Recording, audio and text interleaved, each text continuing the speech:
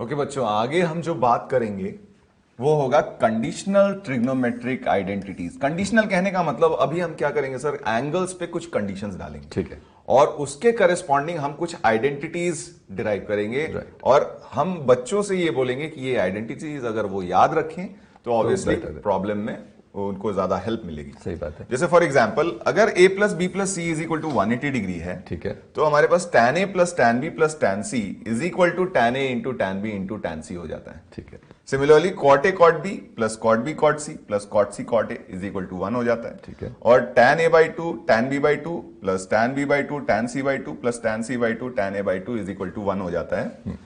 आगे भी देख लेते हैं, कुछ और भी आइडेंटिटीज हैं हमारे पास। कॉट में अगर cot a by 2 plus cot b by 2 plus cot c by 2 is equal to cot a by 2 cot b by 2 cot c by 2। तो इन चारों का प्रूफ बहुत ही सिंपल हम यहां से कर सकते हैं, क्योंकि हमने एक फॉर्मूला पढ़ा था सर कि tan of a plus b plus c is equal to s1 minus s3 upon 1 minus s2, जहां s1 s2 s3 की मीनिंग हमने बच्चों को बता रखी है। यस।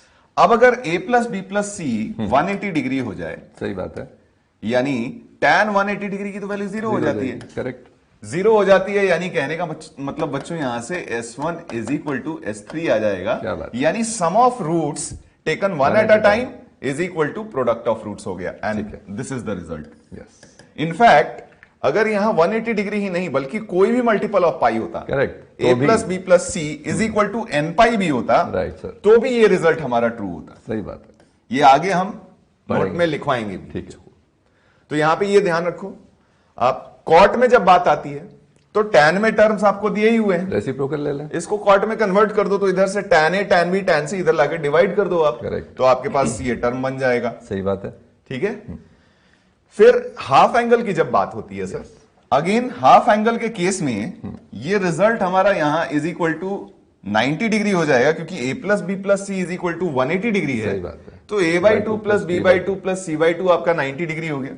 अब ये अगर 90 डिग्री है तो tan 90 डिग्री तो डिफाइन नहीं होता, सही बात है, यानी इसको नहीं डिफाइन होने के लिए आपका डिनोमिनेटर जीरो होना चाहिए। यस, बाई 2 के केस में, बाई 2 के केस में, सही बात है, यहां पे बाई 2 के केस में ये आपका डिनोमिनेटर जीरो हो जाएगा, तो in that case s2 is equal to 1 हो जाएगा, यानी sum of roots taken 2 at a time is equal to 1 हो जाएगा। तो देखो आप यहां से sum of roots taken 2 at a time is equal to 1। And similarly cot वाले रिजल्ट के लिए हम पूरे एक्सप्रेशन को tan a by 2 tan b by 2 tan c by 2 से डिवाइड कर देते हैं, तो इंडिविजुअल कॉट आ जाएगा, इंडिविजुअल कॉट आ और जाएगा, इधर भी मल्टीप्लिकेशन, राइट, ठीक है, तो हमारा ये वाला रिजल्ट आ जाएगा आपका। सही तो बात। ये चारों रिजल्ट्स इनफैक्ट याद रखना भी बहुत आसान है, Yes. क्योंकि ज्यादा है नहीं, आपको tan a plus B plus C का फॉर्मूला बस ध्यान में रखना है। Correct. अगर आपके पास मल्टीपल ऑफ पाई हुआ तो न्यूमरेटर जीरो, अगर odd multiple of pi by 2 हुआ तो डिनोमिनेटर जीरो। सही बात है, और ये चारों रिजल्ट आपको आराम से आ जाएंगे। ठीक है, फिर बात आती है sine 2a plus sine 2b plus sine 2c की value 4 sine a sine b sine c होती है। ठीक है, cos 2a plus cos 2b plus cos 2c की value -1 minus 4 times of cos a cos b cos c हो जाती है। ठीक है, ठीक है, इसको आगे और भी कुछ रिजल्ट्स हैं वो भी देखेंगे, इसको प्रूव भी करेंगे हम। ठीक है, फिर हमारे पास sine a plus sine b plus sine c is equal to 4 times cos a by 2 cos b by 2 cos c by 2 हो जाता है। ठीक है, और cos a plus cos b plus cos c की value 1 plus 4 times sin a by 2 sin b by 2 sin c by 2 हो जाता है। ठीक है, यहाँ पे जो नोट हमने बताया था आपको, ये देखो, Yes. tan a plus tan b plus tan c is equal to tan a into tan b into tan c हो जाता है। तो हम ये कह सकते हैं कि a plus b plus c is a multiple of pi, सही बात, integral multiple of pi. Similarly tan sum of roots taken 2 at a time is equal to 1 हुआ, तो a plus b plus c आपका हमेशा odd integral multiple of pi by 2 हो जाएगा। तो ये बच्चों आप ध्यान रखो, ये वाले को हम लोग प्रूफ करते हैं। तो sine 2a plus sine 2b plus sine 2c is equal to 4 sine a sine b sine c, ये कैसे आया? ठीक है, तो सिंपल सा है, जब भी हमें ये टर्म्स इधर सम में दिखते हैं, ट्रिगो रेशियोज आपको सम में दिखते हैं, तो ट्रांसफॉर्मेशन फॉर्मूले यूज करके हम लोग क्या करते हैं, उसको प्रोडक्ट में लाने की कोशिश करते हैं। इनफैक्ट कंडीशन भी लिख लेते हैं, Exactly. The case when a plus B plus C is equal to 180 degree. ठीक है, तो इन दोनों को अगर हम साथ में लेते हैं, ठीक है, एलएचएस से शुरुआत करते हैं, राइट, तो साइन सी प्लस साइन डी आपका हो जाएगा 2 sine C plus D by 2 that is a plus B. ठीक है, और into cos C minus D by two, तो ये आपका a माइनस बी हो जाएगा। अच्छा, इसको भी मैं लिख लेता हूं 2 साइन सी कॉस सी। मतलब सारा डबल एंगल खत्म कर दिया, डबल एंगल खत्म कर Individual दिया पे आ क्योंकि आरएचएस में हमें इंडिविजुअल सिंगल एंगल्स में चाहिए। ठीक ये है। अब यहां पे आप देखो बच्चों कि a plus B is nothing but 180 degree minus C. सही बात है। तो अगर 180 डिग्री माइनस सी होता है तो sine of 180 degree minus C is sine C. Correct. तो ये वैल्यू अपनी 2 साइन सी, इनफैक्ट ये 2 साइन सी यहां पे भी है तो मैं कॉमन ही ले लेता हूं। सही बात है। और ये बन गया आपका cos of A minus B और plus cos C. For the time being हम इसको कॉस सी लिखते हैं। ठीक है फिर यहां पे देखो 2 साइन सी आ गया। सर, यही पंगा आता है बच्चों को। हाँ। समझ नहीं पाते कि सर इसके बाद कुछ बच्चे क्या करते हैं Right. कि sir cos c plus cos d लगा दें क्या। नहीं, यहां पे सिंपल सी बात यह है कि देखो आपको जो प्रूफ करना था उसमें साइन ए साइन बी साइन सी के टर्म्स चाहिए। साइन सी वाला टर्म ऑलरेडी आपका आ चुका है, यानी अब जो टर्म्स चाहिए वो ए और बी में चाहिए। तो यहां से ये चमक जाना चाहिए बच्चों को कि ये सी को हमें किसी भी तरीके से ए और बी में कन्वर्ट करने की कोशिश करनी चाहिए। सही बात। और यहां से अगर हम देखें तो C is nothing but 180 degree minus A plus B. Right. और अगर अब हम इसमें कॉस लगाते हैं तो cos C is nothing but minus of cos A plus B. ठीक है। तो यहां से हम ये लिख भी देते हैं कि कॉस सी की वैल्यू आपकी हो जाएगी minus of cos A plus B, और ये वैल्यू हम यहां सब्स्टिट्यूट कर देते हैं। ठीक है। अब आपके पास cos of A minus B minus of cos A plus B है, तो दोनों को एक्सपैंड करके आप फॉर्मूला लिखोगे तो 2 साइन ए साइन बी आपका वैल्यू आ जाएगा। तो यहां से ये वैल्यू आ गई 2 साइन ए साइन बी। 2 साइन सी पहले से था हमारे पास, तो 4 साइन ए साइन बी साइन सी हो जाएगा। ठीक है। And hence proved. क्या बात। सिमिलरली जो कॉस वाला रिजल्ट है एग्जैक्टली सेम प्रोसीजर करता है। और मैं चाहूंगा कि बच्चे उसको खुद से प्रूव करें बच्चों, है ना। Exactly right sir. Exactly same process आपको फॉलो करना है और आप फॉलो करोगे अपने आप आपका रिजल्ट आ जाएगा। राइट। एक और हमने रिजल्ट पढ़ा था सर, हाँ। cos a plus cos b plus cos c is equal to 4 times of sin a by 2 sin b by 2 sin c by 2। Process exactly यही रहेगा, +1। यहां पे भी हमारे पास कंडीशन है कि a plus b plus c 180 is equal to 180। अच्छा sir, ये जो अपन a plus B plus C 180 degree बोल रहे हैं, कई बार क्वेश्चन में बच्चों यही लैंग्वेज हो सकती है, बोल दे कि इनर ट्राइंगल एबीसी। हाँ, इनर ट्राइंगल एबीसी, बात वही हो गई। ठीक है। सेम प्रोसेस यहां पे भी, इन दोनों को साथ में लेते हैं, एलएचएस से शुरुआत करते हैं। ठीक है। cos a plus cos b, तो 2 cos a plus B by 2 into cos a minus B by 2। ठीक है। अब देखो हाफ एंगल में सर कन्वर्ट करना है सबको, तो मैं चाहूंगा ये भी अपने हाफ एंगल में आ जाए। सिंस सारे टर्म्स इधर cos में है तो मैं चाहूंगा ये भी cos में रहे। ठीक है। या फिर आप साइन में भी ले सकते हो, मतलब ठीक है, डिपेंड करेगा। हाँ। तो चलो हमें यहां पे +1 चाहिए। अगर इसको हम cos में कन्वर्ट करते तो हमारे पास फॉर्मूला आता 2 cos स्क्वायर c बाई 2 -1। लेकिन आरएचएस में हमें 1 प्लस में चाहिए। तो यानी ऑब्वियसली इसको हमने किस में कन्वर्ट, साइन में कन्वर्ट किया होगा। तो ये 1 minus 2 sine square c by 2 लिख लेते हैं। ठीक है। अच्छा, यहां पे अगेन आप देखो a plus B by 2 is nothing but 90 degree minus c by 2। अब यहां पे अगर cos of a plus B by 2 आप लिखते हो तो that will become sine of c by 2। तो यहां से रिजल्ट आएगा, ये वैल्यू 2 साइन c बाई 2 हो जाएगी। तो ये 1 को तो मैं पहले अलग हटा लेता हूं। ठीक है। और ये 2 साइन c बाई 2 और यहां से 2 साइन c बाई 2 एक कॉमन ले लेता हूं। ठीक है सर। तो यहां बन जाएगा हमारा cos of a minus B by 2 and minus, अब यहां पे हम जानते हैं कि a plus B by 2 again 90 degree minus c by 2 है, या फिर c बाई 2 को हम लिख सकते हैं 90 degree minus a plus B by 2। तो साइन c बाई 2 को हम cos of a plus B by 2 भी लिख सकते हैं। सही बात। तो सर ये तो मतलब बड़ी इंपॉर्टेंट बात हो गई समझने की कि बच्चों जब हमको cos a plus B by 2 दे रखा था, लेकिन हमें दिखा कॉमन आ रहा है तो उसको हमने साइन सी में, और जब साइन सी बाई 2 दे रखा है लेकिन हमें लगा कि इसको कन्वीनियंटली डिफरेंस लेने के लिए cos a plus B by 2। बिल्कुल ठीक है। तो अगेन आपके पास cos of a minus B by 2 minus cos of a plus B by 2 2 sine a by 2 sine b by 2 हो जाएगा। और ये हमारा अपना रिजल्ट आ गया 4 sine a by 2 sine b by 2 and sine c by 2। तो मतलब इसमें बहुत स्टैंडर्ड प्रोसीजर है सर अब अप्रोच करने का। बिल्कुल। आपको हमेशा एलएचएस में जो टर्म्स दिए हुए रहेंगे वो ट्रिगो रेशियोज के सम के फॉर्म में दिए हुए रहेंगे, और आपको उसको क्या करना है, प्रोडक्ट में कन्वर्ट करना है यूजिंग ट्रांसफॉर्मेशन फॉर्मूला जो हमने पढ़ा था साइन सी plus sine d cos c plus cos d वाला। सही बात है। तो ये एग्जैक्टली वही रिजल्ट फॉलो करते हैं बच्चों। सर इसमें पीछे ले जाके बच्चों को याद रखने का तरीका भी बताते हैं। बिल्कुल। देखो बच्चों, जैसे पीछे ले अपन एक बार और, कि जब हमने एक पीछे और लेते हैं, हमने जब बच्चों देखा कि sine 2a plus sine 2b plus sine 2c, है ना, बात चल रही थी a plus b plus c था 180, right.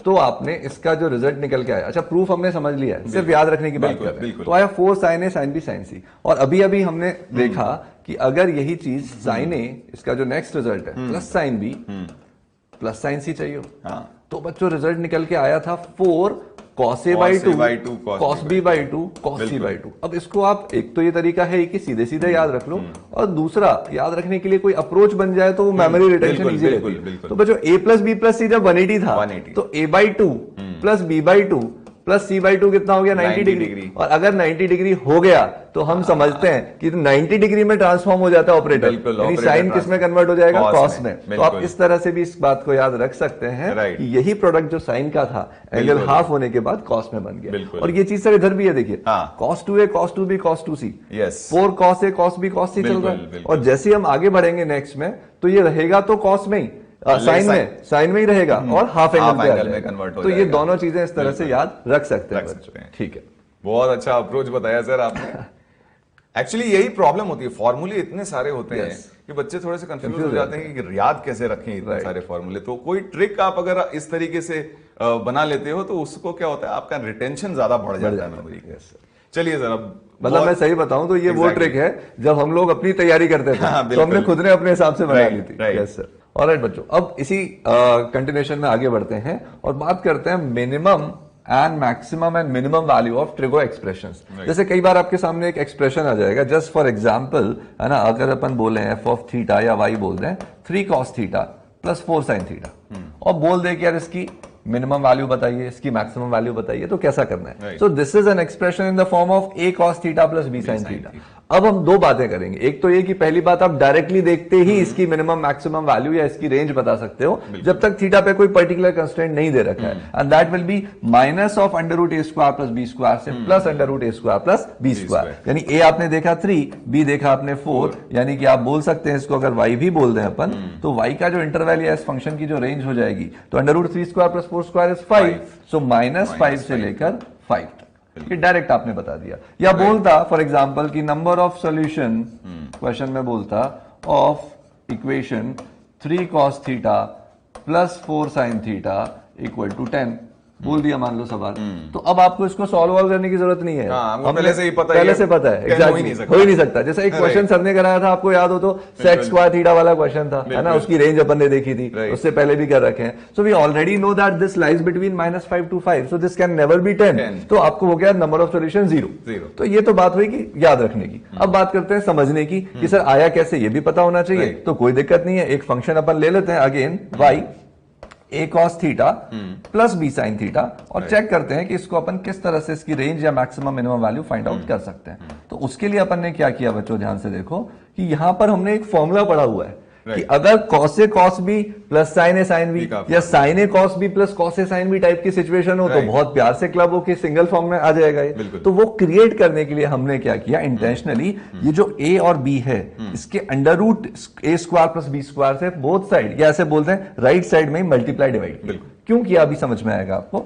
You wrote this expression as 1 over under root of, in fact पहले अपन मल्टीप्लाई करते हैं under root of a square plus b square times a over under root of a square plus b square cos theta and plus b over under root of a square plus b square sin theta.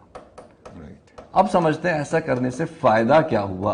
अब ध्यान से देखो बच्चों, अगर इस particular expression को अपन थोड़ी देर के लिए, ये तो दिख रहा है कि यार 1 से वैल्यू तो इसकी लेस होनी है, डिनोमिनेटर न्यूमरेटर से बड़ा है, तो उसको थोड़ी देर के लिए अगर अपन साइन अल्फा मानते हैं तो ये बात पक्की है कि इस एक्सप्रेशन को हम साइन बीटा कॉस अल्फा बोल सकते हैं। बिल्कुल। फायदा क्या हुआ, अब ये किस फॉर्मेट में क्रिएट हो गया, sine a cos b plus cos a sine b, which is sine of a plus b. So we can again write it like under root of a square plus B square तो चल रहा है आगे, लेकिन times sine of alpha plus theta, ऐसा आप इसको लिख सकते हैं। बिल्कुल। और अब हमको पता है ultimately this is sine of some angle, so this will lie between -1 to 1 times √a² plus b², so we can surely say that y lies between minus of √a² plus b² से plus √a² plus b²। अब sir कई बच्चे इसमें ये भी सोचते हैं कि सर हमने इसको साइन अल्फा लिखा है और सिर्फ अगर एंगल एक्यूट है तब तो बात ठीक है, ए की वैल्यू पॉजिटिव है, लेकिन ए की वैल्यू नेगेटिव है तो हो सकता है सर ये माइनस कॉस अल्फा भी हो, बिल्कुल पॉसिबल है, कोई दिक्कत नहीं है। उस केस में भी बच्चों आप ध्यान से देखोगे this will be in a form of sine a cos b minus cos a sine b, if alpha is negative as well, in any case this is sine of some angle, that will always lead to the values between -1 to 1 and hence in any case the value will lie from minus √a² plus b² से plus √a² plus b²। If you want you can note it down this proof और फिर अपन next point पर बात करते हैं। ठीक है, इसमें इस पॉइंट पे एक्चुअली क्या होता है सर कि कई बार एग्जामिनर ये बात जानता है, हाँ, कई बार चीजें ना हमारे दिमाग में ऐसे सबकॉन्शियसली फेड होती हैं, हाँ, कि हम ना चाहते हुए भी वही एक्सप्रेशन देखते हैं जो हमें एक्चुअली सबकॉन्शियस में है। yes. एक ऐसे ही एक क्वेश्चन था, इसको रिमूव करते हैं, हाँ, इसको रिमूव करते हैं, चुके होंगे। यस, उस क्वेश्चन में क्या दिया, हाँ, कि आपके पास एक एक्सप्रेशन दिया, लेट अस से एक्सप्रेशन ए, ठीक है, और ए को दिया गया 3 cos theta plus 4 sin phi.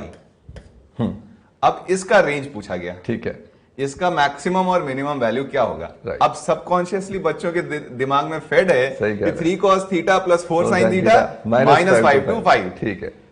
बच्चों यहाँ पे एक कंडीशन होता है कि वो सेम एंगल के लिए हम लिखते हैं कि दोनों का जो आर्गुमेंट होना चाहिए कॉस और साइन का वो सेम होना चाहिए, लेकिन इस क्वेश्चन को फिर कैसे करेंगे सर? वो सर डिपेंड करेगा थीटा फाई का क्या इंटरवल दे रखा है। फॉर एग्जांपल बच्चों का थीटा फाई का कोई इंटरवल नहीं दे रखा, तो हमें पता है कि कॉस थीटा इंडिविजुअली -1 to 1 जा रहा होगा और साइन फाई इंडिविजुअली -1 to 1 जा रहा होगा, और अकॉर्डिंगली आप कर सकते हैं। इनफैक्ट सर आपने बड़ी अच्छी बात इसलिए बता दी क्योंकि कई बच्चों का ये डाउट भी आता ही है कि सर यहाँ पर भी तो कॉस थीटा -1 to 1 जाएगा और साइन थीटा -1 to 1 जाएगा, तो मिनिमम वैल्यू तो सर -a- भी हो सकती है, लेकिन बच्चों ये समझना भी जरूरी है कि जब cos -1 जा रहा है तब क्या साइन भी -1 जा रहा है क्या? नहीं, बिकॉज रीजन अगेन वही है, आर्ग्यूमेंट सेम है, सेम आर्ग्यूमेंट पे cos और साइन एक साथ तो -1 नहीं ले सकते, एक साथ +1 भी नहीं ले सकते, तो ऐसा सोचना कि दोनों a + b और -a- b हो जाए वो भी गलत है। हमने प्रूफ से भी समझ लिया है, और ये एक इंपॉर्टेंट बात तो बहुत जरूरी सर ने बता दी है कि मतलब वो फिसलने वाला काम होता है ना जल्दबाजी में, क्योंकि यहाँ पे ये इंडिविजुअल जब ये -1 होगा, हाँ, इसके 1 और -1 होने में इसका कोई रोल नहीं है, बिल्कुल तो ये भी करेस्पॉन्डिंगली साइमल्टेनियसली -1 हो सकता है, यानी इसकी मिनिमम वैल्यू -7 और मैक्सिमम वैल्यू 7 हो जाएगी। तो इन दोनों केस का फर्क समझना बहुत जरूरी है। बिल्कुल, यस सर। अच्छा बच्चों, अब नेक्स्ट सेकंड पार्ट पे आते हैं। सेकंड पार्ट में बोल रहा है कि minimum value of a tan square theta plus b cot square theta is 2ab। मतलब पहले आपको ये याद रखना है, फॉर एग्जांपल fx आपको दे दिया, ये f ऑफ थीटा की हम बात कर रहे हैं, कि बोल दिया 9 tan square theta plus 16 cot square theta, और पूछता है कि f ऑफ थीटा की मिनिमम वैल्यू क्या होगी। तो मिनिमम वैल्यू आप सीधे सीधे बोल सकते हो 2 टाइम्स a और b पॉजिटिव लेते हुए चलना है, तो 3, ये किसका स्क्वायर है? 3 का, वो 4 का, तो आपने बता दिया 24 होगी। ये तो इसकी बेसिक एप्लीकेशन हो गई कि फटाफट काम हो जाएगा। अब अगेन बात कर लेते हैं इसका प्रूफ क्या है। तो प्रूफ हम 2 तरीके से कर सकते हैं, इनफैक्ट हैं तो कई सारे तरीके, बट ऐसे 2 तरीके जो अपन ने बात कर रखी है बड़े इजीली आपको समझ में आएंगे। वन ऑफ देम इज कि f ऑफ थीटा जो एक्सप्रेशन है a स्क्वायर, अब हम इसकी बात करते हैं, a square tan square theta plus b square over tan square theta, समझने के लिए।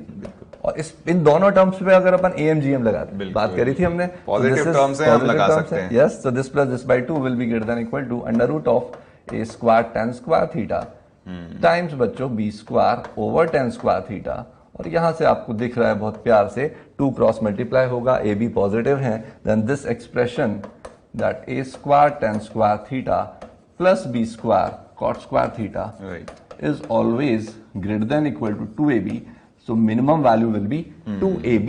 और ये भी हम बात कर चुके हैं, मिनिमम कब आता है? when both terms are simultaneously equal।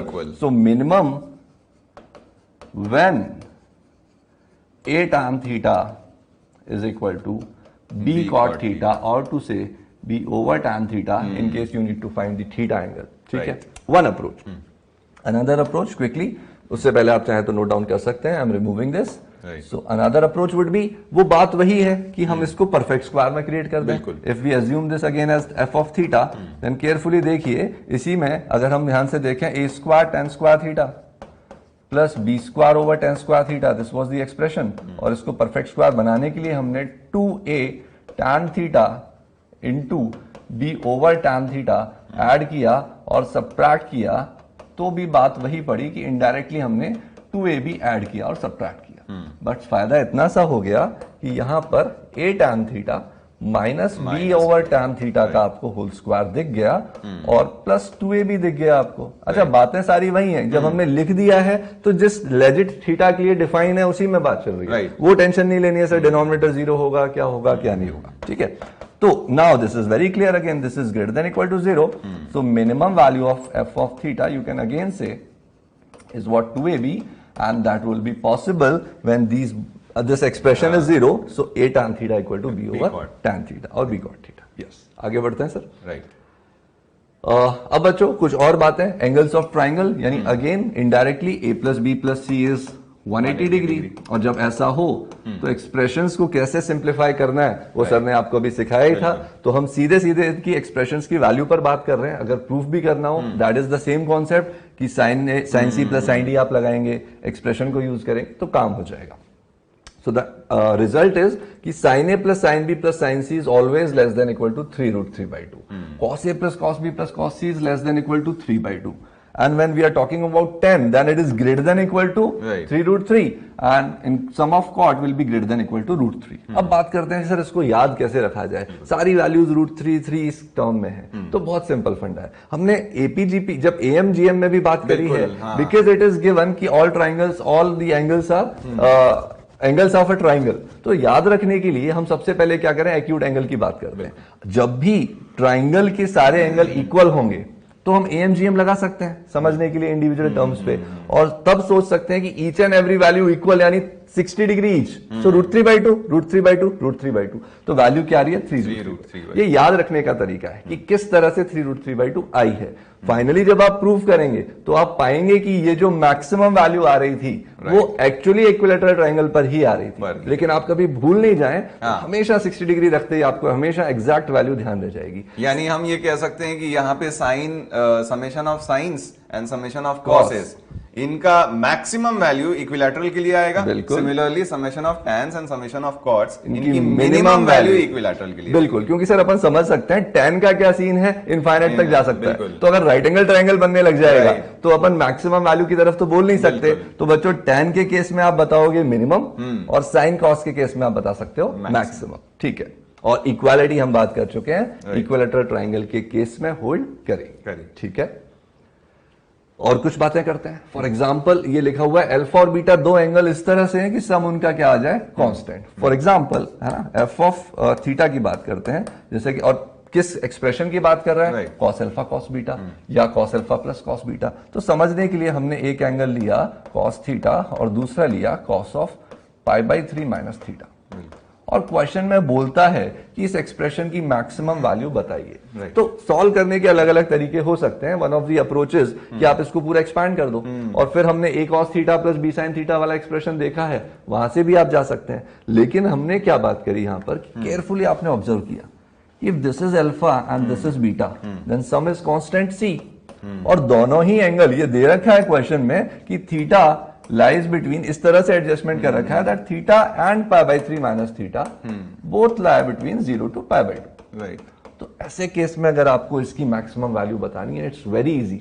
आपको कुछ नहीं करना, दोनों एंगल को आपस में क्या कर दीजिए, इक्वल, और इक्वल होंगे तो ऑब्वियसली जो ओवरऑल सम है उसका हाफ हो जाएगा।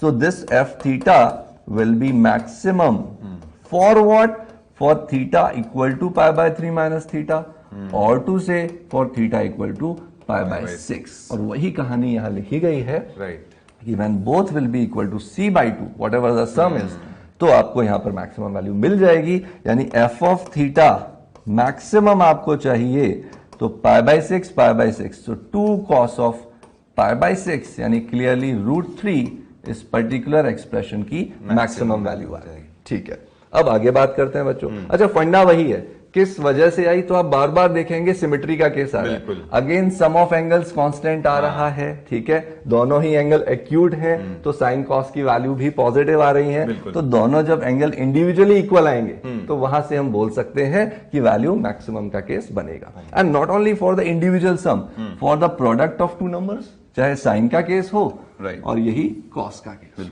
ठीक है।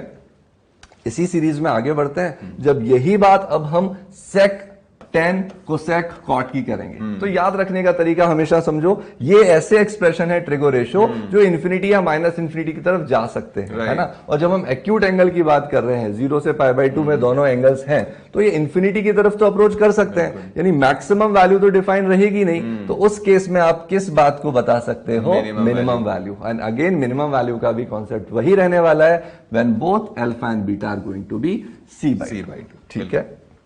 और क्या लिखा है देखते हैं। नेक्स्ट बात, तो आप बच्चों इतना नोट डाउन कर सकते हैं, फिर अपन नेक्स्ट पॉइंट पर आते हैं, ठीक है सर। तो इरेज करते हैं बेटर समझने के लिए। तो बच्चों नेक्स्ट पॉइंट लिखता है कि कोई क्वाड्रेटिक एक्सप्रेशन है साइन और कॉस में, तो मैक्सिमम और मिनिमम वैल्यू आप कैसे बता सकते हो कि उसको अगर अपन परफेक्ट स्क्वायर में कन्वर्ट कर लें तो बड़ा आसान हो जाएगा। फॉर एग्जाम्पल समझने के लिए एक छोटा सा एग्जाम्पल लेते हैं। कहीं कहीं लिखा हुआ है साइन थीटा या sine square theta minus sine theta +1, और पूछ लेता है इसकी मैक्सिमम मिनिमम वैल्यू बताइए। तो जैसा कि हमने डिस्कस किया कि आप इसको परफेक्ट स्क्वायर बनाओ। परफेक्ट स्क्वायर बनाने के लिए हमने बात कर रखी है कि आपको हाफ का स्क्वायर दिख रहा है, फॉर दैट आपने 1/4 ऐड कर दिया और 1/4 सब्ट्रैक्ट कर दिया। तो this is the overall idea, है ना। अब मिनिमम और मैक्सिमम वैल्यू के लिए अगर आपको एफ ऑफ थीटा मिनिमम चाहिए, तो आप हमेशा पहले ये चेक कीजिए कि परफेक्ट स्क्वायर क्या 0 पॉसिबल वैल्यू ले सकता है इसकी ओवरऑल वैल्यू। तो आपने देखा यस साइन थीटा हाफ आ रहा है, 0 तो हो सकता है, तो मिनिमम वैल्यू आ गई 3/4, और साथ में लिख लीजिए तो कभी कंफ्यूजन नहीं होगा, when sine theta is half. बिल्कुल, अगर कोई पूछ भी ले कि for what theta, given theta का जो इंटरवैल्यू। सिमिलरली एफ ऑफ थीटा अगर मैक्सिमम चाहिए, अब आपको समझना पड़ेगा, ये वही क्वाड्रेटिक एक्सप्रेशन वाला ही सीन है। अल्टीमेटली साइन थीटा में क्वाड्रेटिक चल रही है। मिनिमम हमने बात कर लिया, अगर वर्टेक्स किसी रियल वैल्यू पे अटेन हो रहा है तो मिनिमम तो मिल गया, मैक्सिमम के लिए आपको एंड पॉइंट्स पे चेक करना पड़ेगा। अच्छा बच्चों, एंड पॉइंट का मतलब क्या, साइन थीटा के एंड पॉइंट बेचारे कौन है आउटपुट के, -1 या तो +1। अब दो पॉसिबल ऑप्शंस हैं, एक तो आप बाई ऑब्जर्वेशन डायरेक्टली सोच पाए कि अगर मैं 1 लूंगा तो ये जो ओवरऑल परफेक्ट स्क्वायर की जो वैल्यू आउटपुट आएगी, वो मैक्सिमम मिल रही है या -1 पे मिल रही है। और कभी कंफ्यूजन हो तो इट्स बेटर कि आप दोनों वैल्यू पुट करके ओवरऑल आउटकम देख लो। यहां आप क्लियरली ऑब्जर्व कर सकते हो 1 लेने पर तो वैल्यू हाफ रह जा रही है और हाफ का स्क्वायर 1/4 आएगा।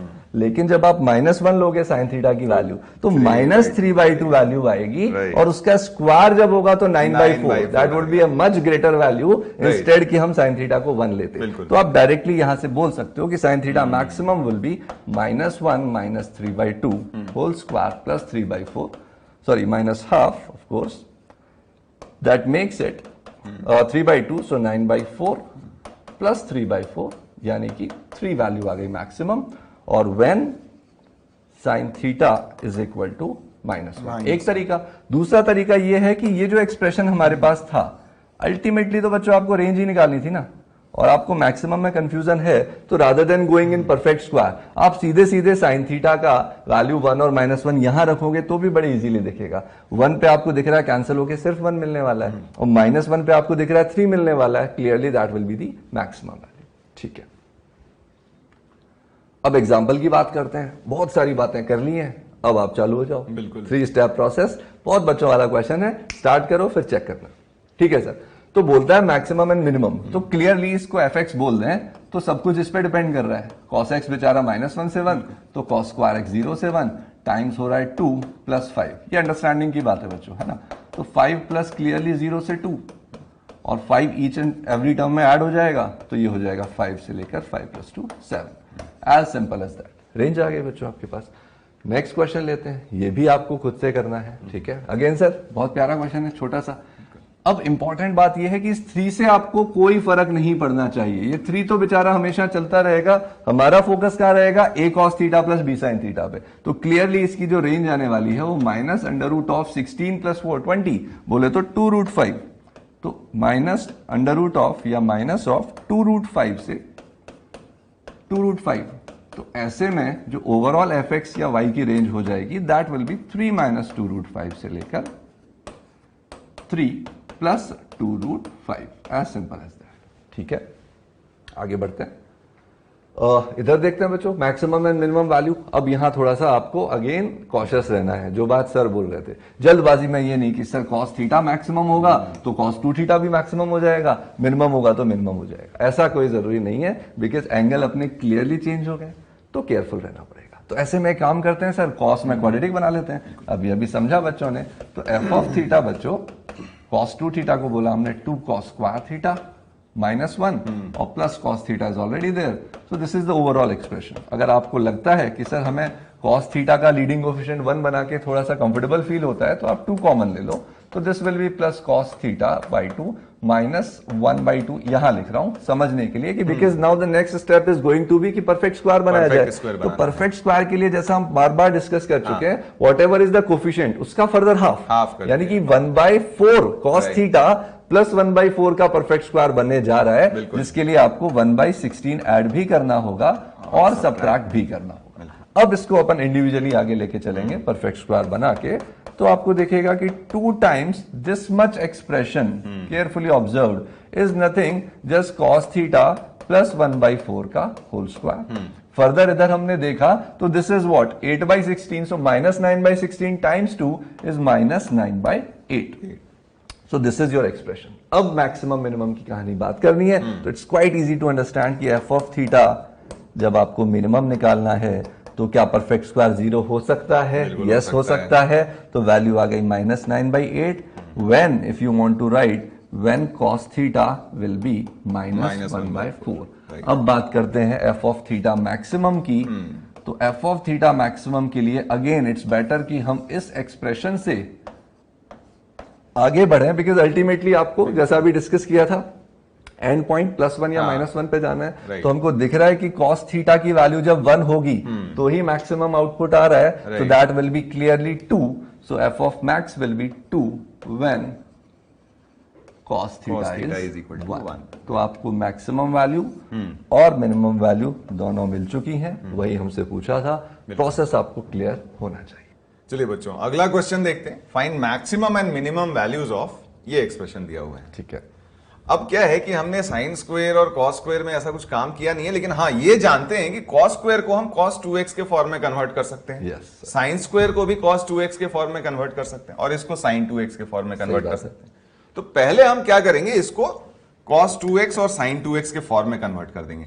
तो cos स्क्वायर x हमें पता है 1 प्लस cos 2x बाई 2 होता है, तो ये 5 टाइम्स 1 प्लस cos 2x हो जाएगा। ठीक है, और ये बन जाएगा आपका 3 sin 2x और अगेन ये बन जाएगा आपका 1 माइनस cos 2x। ठीक है, थोड़ा रीअरेंज कर लेते हैं इसको। तो cos 2x के 5 माइनस 1 4 टाइम्स cos 2x हो जाएगा और -3 sin 2x और प्लस 6 हो जाएगा। अब देखो सर ये तो बहुत अच्छा एक्सप्रेशन बन गया, ये तो अपना ड्रीम एक्सप्रेशन होता है। अग्रीड। तो यहां से हम क्लियरली देख सकते हैं कि इसका जो रेंज है वो हमेशा -5 से 5 के बीच में होगा। तो ओवरऑल अगर ये fx की बात करें, इस एक्सप्रेशन को अगर मैं fx बोल देता हूं, ठीक है, तो fx का जो रेंज हो जाएगा, मिनिमम वैल्यू कब होगी, जब ये मिनिमम हो जाए। ये मिनिमम -5 के बराबर हो सकता है, तो इसकी मिनिमम वैल्यू 1 और इसकी मैक्सिमम वैल्यू 5 हो सकती है, तो fx की मैक्सिमम वैल्यू क्या हो जाएगी 11। तो ये आपका आंसर हो जाएगा।